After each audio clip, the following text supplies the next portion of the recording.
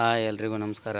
ನಾನೀಗ ಬಂದಿರೋದು ಶ್ರೀಲಂಕಾದಲ್ಲಿ ಅನುರಾಧಪುರದಲ್ಲಿರುವಂಥ ಅಭಯಗಿರಿ ಸ್ತೂಪವನ್ನು ನೋಡೋದಕ್ಕೆ. ವಾಲಗಂಬ ರಾಜ 1ನೇ ಶತಮಾನದಲ್ಲಿ ಕಟ್ಟಿಸಿರುವಂತಹ ಸ್ತೂಪ ಇದಾಗಿದೆ. ಅನುರಾಧಪುರ ಎಂಬುದು ಸ್ತೂಪಗಳ ರಾಜಧಾನಿ ಅಂತ ಕೂಡ ಹೇಳ್ಬೋದು, ಅಥವಾ ಸ್ತೂಪಗಳ ನಗರ ಅಂತ ಹೇಳ್ಬೋದು. ಅಂತಹ ಬಹಳಷ್ಟು ದೊಡ್ಡ ದೊಡ್ಡ ಸ್ತೂಪಗಳನ್ನು ನಾವಿಲ್ಲಿ ನೋಡ್ತೇವೆ. ಅಂಥದ್ರಲ್ಲಿ ಈ ಒಂದು ಅಭಯಗಿರಿ ಸ್ತೂಪ ಕೂಡ ಒಂದು ಬಹಳ 1ನೇ ಶತಮಾನದಲ್ಲಿ ಕಟ್ಟಿರುವಂಥ ಸ್ತೂಪ ಆಗಿರೋದ್ರಿಂದ ಕೆಲವೊಂದು ಕಡೆಗಳಲ್ಲಿ ರಿಪೇರಿ ಕಾರ್ಯಗಳು ಕೂಡ ನಡೀತಾ ಇದ್ದಾವೆ. ಕೆಲವೊಂದು ಕಡೆಗಳಲ್ಲಿ ಹೊಸದಾಗಿ ಕಟ್ಟಡವನ್ನು ನಿರ್ಮಾಣ ಕೂಡ ಮಾಡಿದ್ದಾರೆ. ಅಂಥ ಸ್ತೂಪವನ್ನು ನೋಡೋಣ. ಅಭಯಗಿರಿ ಸ್ತೂಪ ಇದೊಂದು 100 ಅಡಿಗಳಿಗೂ ಹೆಚ್ಚು ಎತ್ತರದಲ್ಲಿರುವಂಥ ಅತ್ಯಂತ ಪ್ರಾಚೀನವಾದಂತಹ ಇಟ್ಟಿಗೆಯಿಂದ ನಿರ್ಮಾಣವಾದಂತಹ ಸ್ತೂಪವಾಗಿದೆ.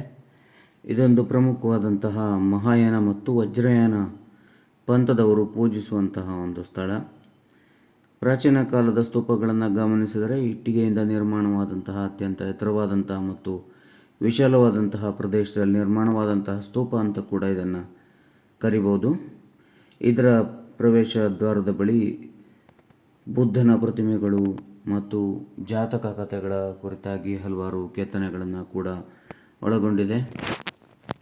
ಶ್ರೀಲಂಕಾದ ಈ ಅಭಯಗಿರಿ ಎಂಬುದು ಪ್ರಾಚೀನ ಕಾಲದಲ್ಲಿ ಜಾವಾ, ಚೀನಾ ಮುಂತಾದ ದೇಶಗಳೊಂದಿಗೆ ಕೂಡ ಸಂಬಂಧವನ್ನು ಹೊಂದಿತ್ತು.